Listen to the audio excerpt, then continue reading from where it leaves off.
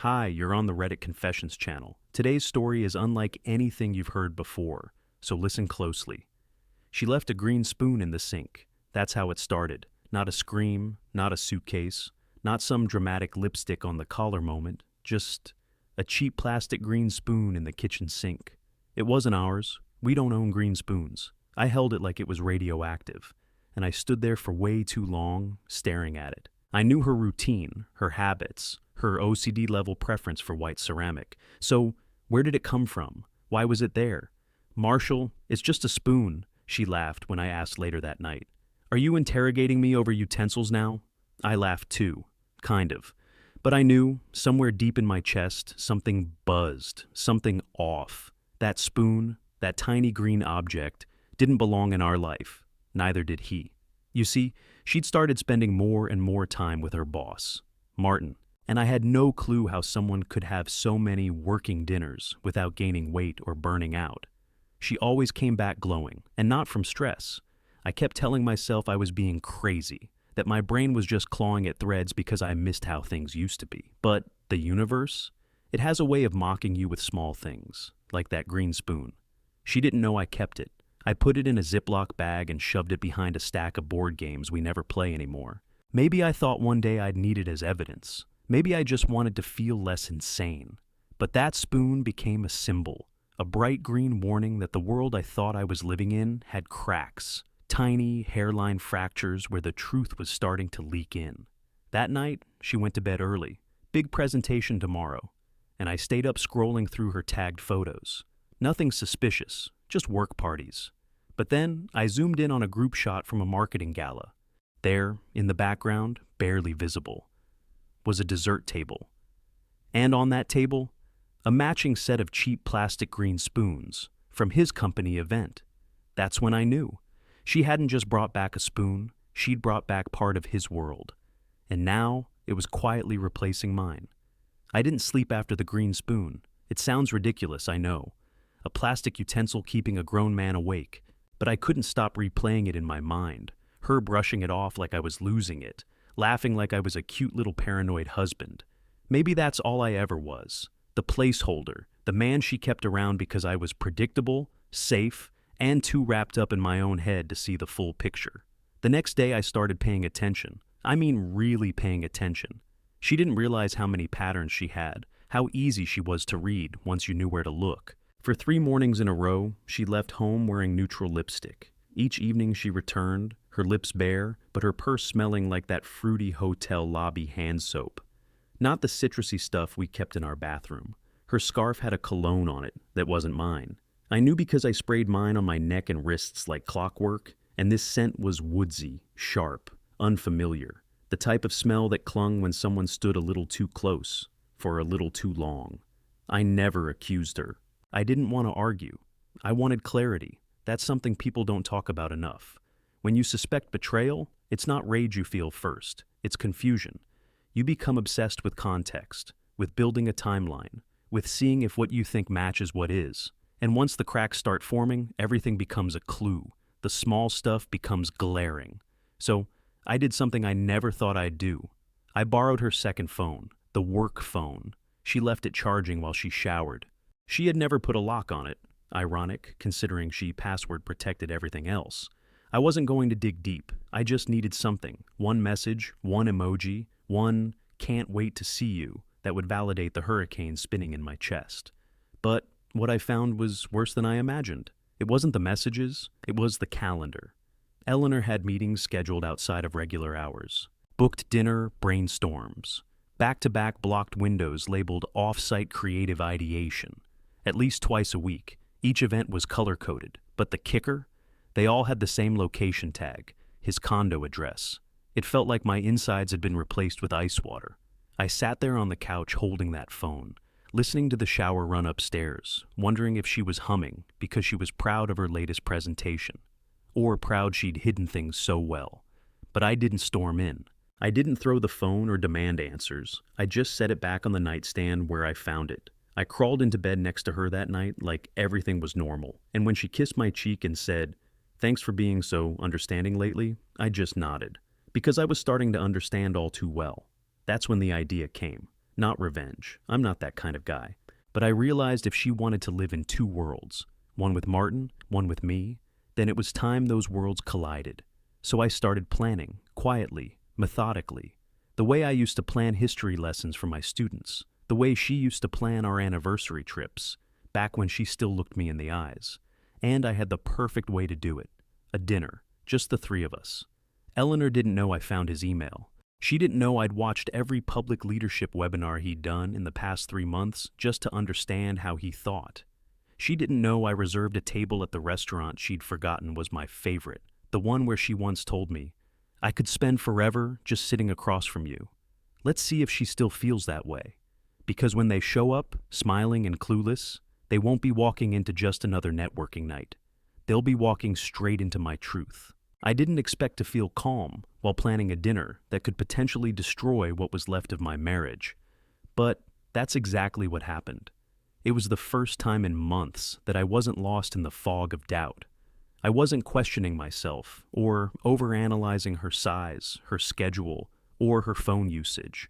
I had proof now, not in the form of graphic texts or selfies in bed, but in the little things, in the shifts, in the tone of her voice when she said Martin's name like it had weight, in the time she stopped asking me if I wanted anything from the store, in the way she started saying I instead of we. That dinner would give me the one thing I hadn't had in months: presence. They'd both have to sit across from me and acknowledge what they'd built on top of the ashes of our relationship. I set the reservation at a restaurant called Del Mir's, upscale, intimate, dimly lit, the kind of place where silence has gravity. It wasn't a location chosen at random. It was the very restaurant Eleanor had taken me for my 35th birthday, the last time she truly looked proud to be with me in public. I remember she wore a burgundy dress, her hair swept back, and I couldn't stop looking at her hands as she raised a glass and said, "To us, unchanged and unshakable." I wonder if she remembers that toast. I wonder if Martin ever got one like that too.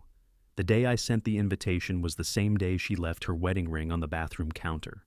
No explanation, just sitting there next to a half-squeezed tube of concealer and a curling iron she never used for me. I didn't ask. I simply took a photo of it, emailed it to her, along with the dinner details, and typed, "You forgot something. Maybe bring it Thursday night." I copied Martin on the message. No need to be secretive anymore. She never replied, not to the email at least. That evening she came home late, again, carrying takeout for one. She didn't speak as she walked past me in the hallway. I stayed seated on the stairs, pretending to read.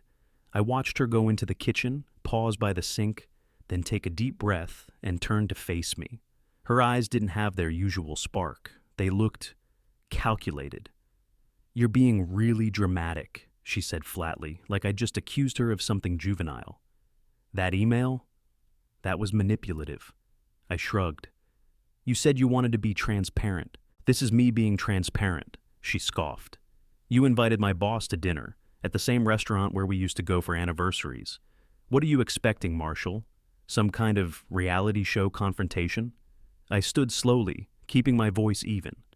"I expect the two people who've made me feel invisible in my own marriage to sit at a table with the man they've both tried to erase." Her lips parted like she wanted to scream, but instead she just blinked. Once, slowly, then turned away. She didn't argue. That scared me more than anything. Martin replied to the invitation the next day. His message was short, cold. "Looking forward to discussing the situation." No, "Hi, Marshall." No, "Thanks for the invite." Just those 6 words, clinical and arrogant. Like this was just another item on his calendar between a budget review and a product launch. I could feel the storm building, but instead of being swept away, I felt anchored, because for once, they'd have to look me in the eye. No escaping, no excuses, no company slogans to hide behind.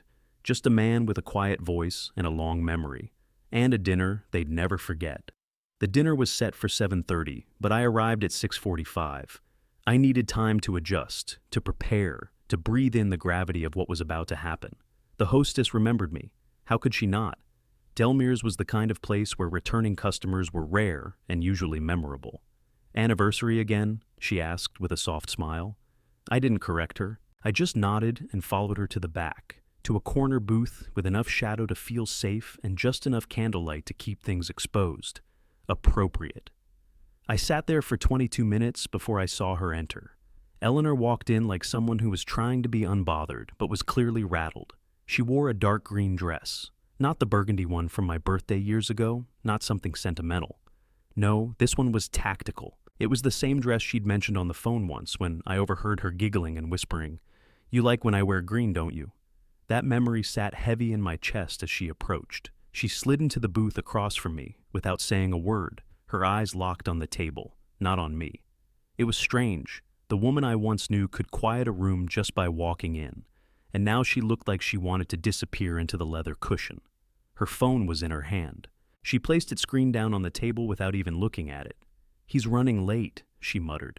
Of course he was. Martin wasn't the type to show up early to anything he didn't think he controlled.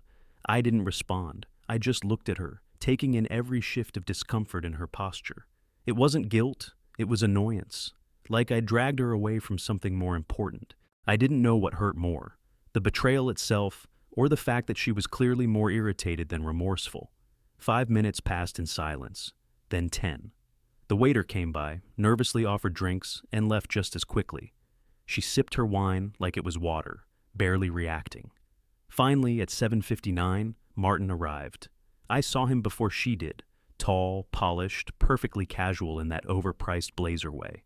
He scanned the restaurant like he owned it.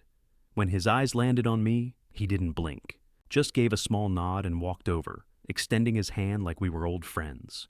I didn't take it. "Martin," I said flatly, "nice of you to join us." He gave a forced smile, then slid in beside Eleanor. Not across from her, beside her.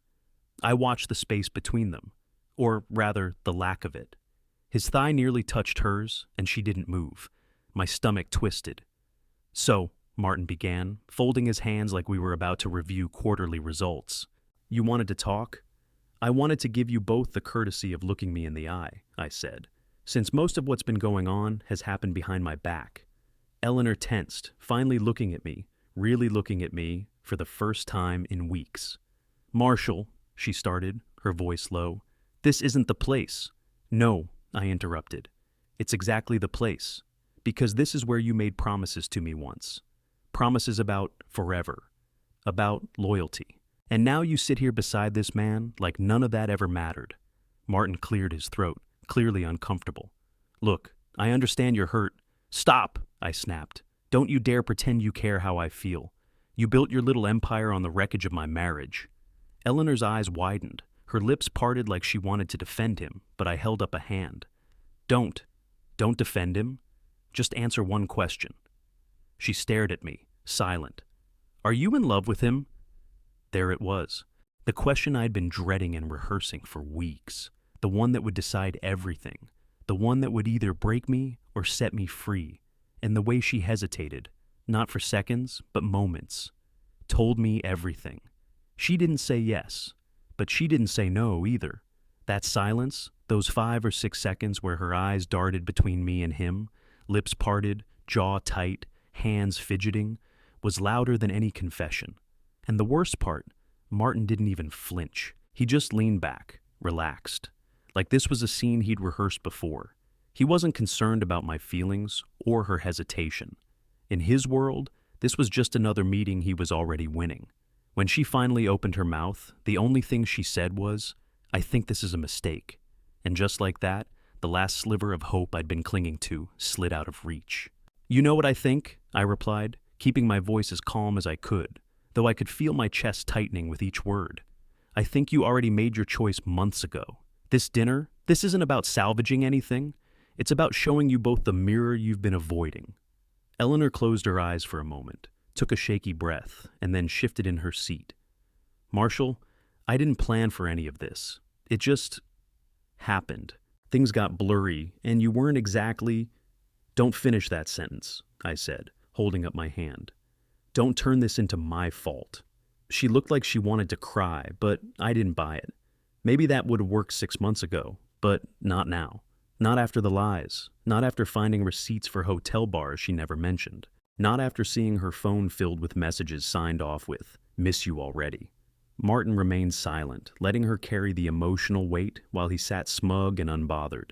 That alone told me everything I needed to know about how this so-called connection worked. He wanted the thrill without the fallout, and I was done giving him the luxury of pretending this was harmless.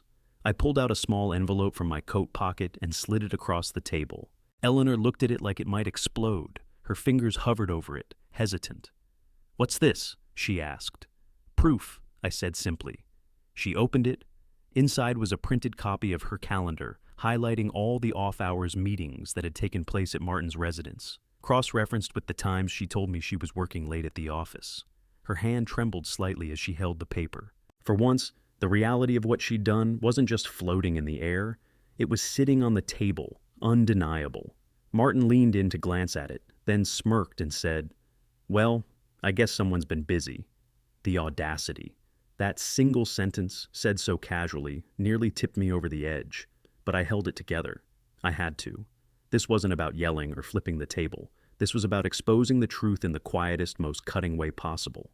"You've both made your intentions clear," I said, rising from my seat. "I just wanted to make sure you knew I wasn't blind, that I wasn't stupid, that while you were building this secret world together, I was watching it unravel piece by piece." Eleanor stood up too, reaching for me, but I stepped back. "I'll be out of the house by the weekend. You won't have to pretend anymore." "Marshall, wait," she whispered, her voice shaking now. "Can we please talk somewhere else? Not here? Not like this?" I looked at her, really looked, and realized I didn't recognize her anymore. She wasn't the woman who used to dance barefoot in the kitchen or fall asleep with her head on my chest. She was someone else now, someone who shared her secrets with another man and called it survival. "You had months to talk," I said. "This was your last chance, and you chose silence." Then I walked out, leaving both of them behind at that table, her with her calendar of lies, and him with his empty smirk, both too late to undo what they'd broken. I didn't drive straight home that night. I couldn't. My hands were still shaking when I reached the parking garage, and the weight of everything that just happened felt like it had settled into my bones. The silence in the car wasn't peaceful. It was deafening. I sat in the driver's seat with the engine off, staring through the windshield at nothing, while people walked past on their way to dates, dinners, and other normal things I used to have. What do you do after you expose the affair your wife was too cowardly to admit?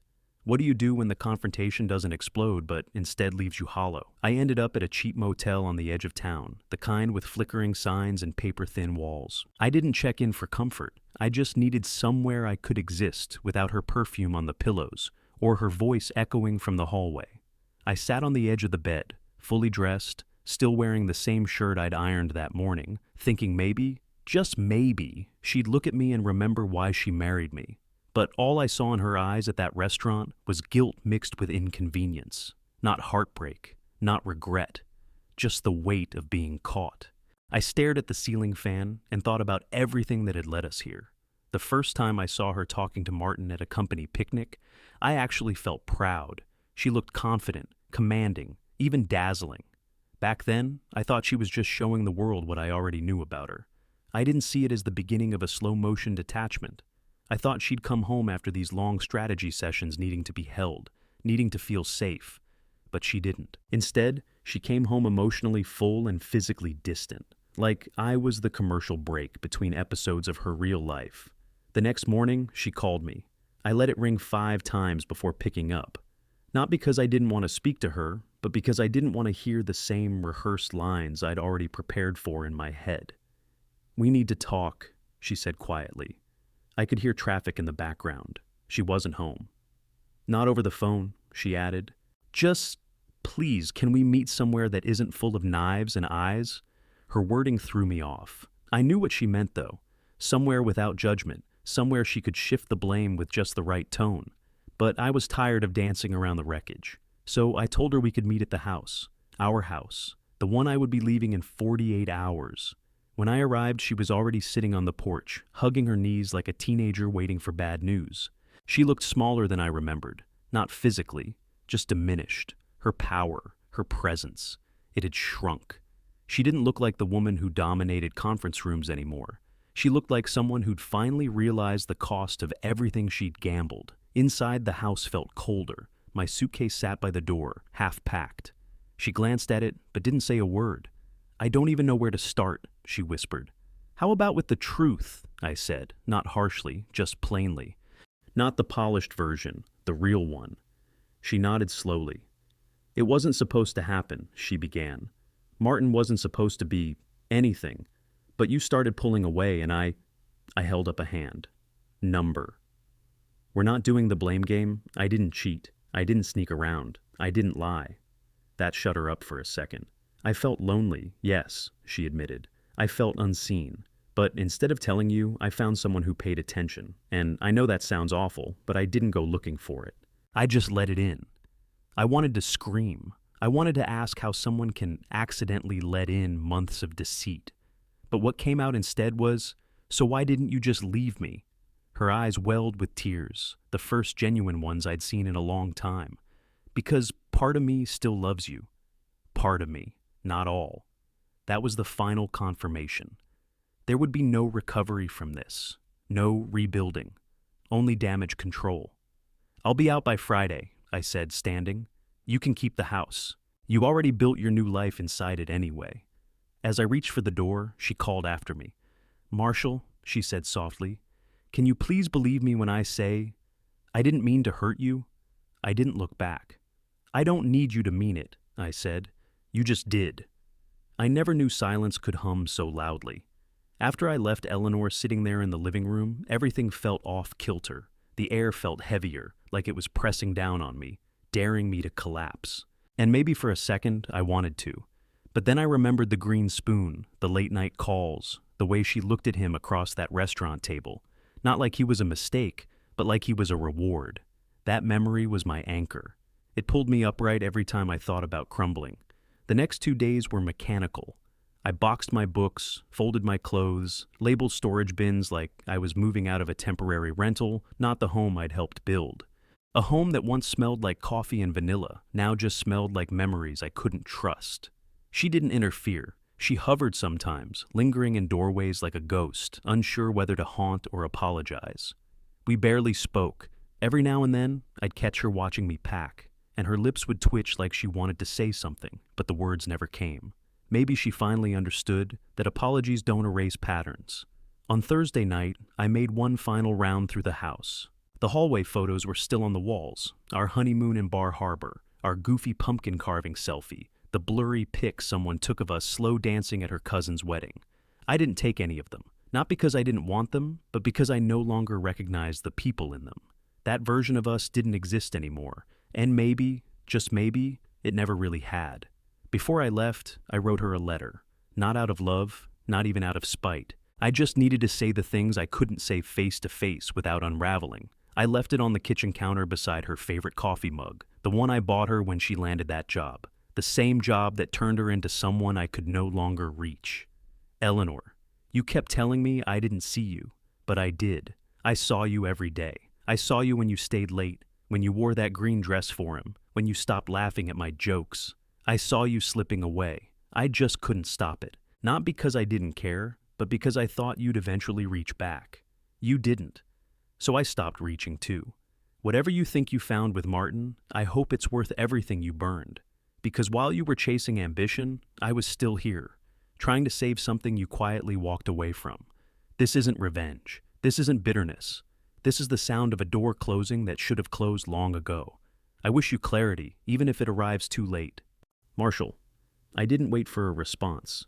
I drove away that night with the last box in the passenger seat and the house shrinking behind me in the rearview mirror.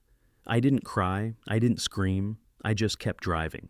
What I didn't expect, what truly caught me off guard, was what happened 3 days later. I was staying in a small studio apartment across town, the kind of place that echoed every movement. I had barely settled in when my phone buzzed. It was an email from an unfamiliar address. The subject line read, "I need to see you. Please." It was from Martin, not Eleanor, just him. I opened the message, one sentence. "There are things you don't know, and I think you should."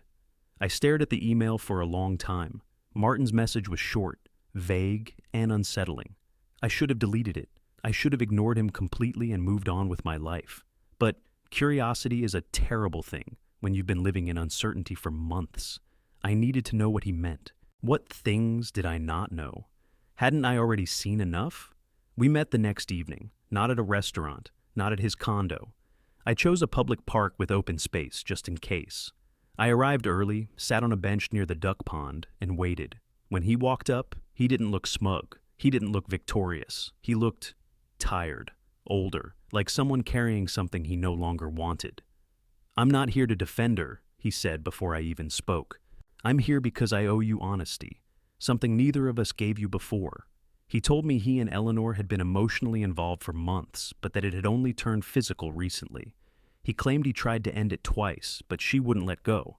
Said she was unhappy at home, that I didn't make her feel alive. He told me she never stopped talking about the version of me from our early years, how she missed that Marshall. And yet, she refused to let me in or tell me how she felt until it was too late. I let him speak. I listened. But I wasn't there for closure from him. I already had it. I just needed confirmation that what I'd been grieving was real, and it was, painfully real. When he finally stood to leave, I didn't thank him. I didn't shake his hand. I just said, "I hope one day you find someone you don't have to share through secrets." He paused, nodded once, and walked away. That night, for the first time in a long while, I slept soundly. Weeks passed, then months. Life after Eleanor wasn't easy, but it was peaceful. I started running again. I picked up an old passion for painting I'd buried years ago. I even reconnected with a few old friends who told me they had sensed something was wrong long before I admitted it. One Saturday, I volunteered to help at a local historical archive, a small, dusty room tucked behind the city library. I ended up meeting someone there. Her name's Claire. She's quiet, thoughtful, a little clumsy with coffee cups, and passionate about restoring forgotten things, especially old letters.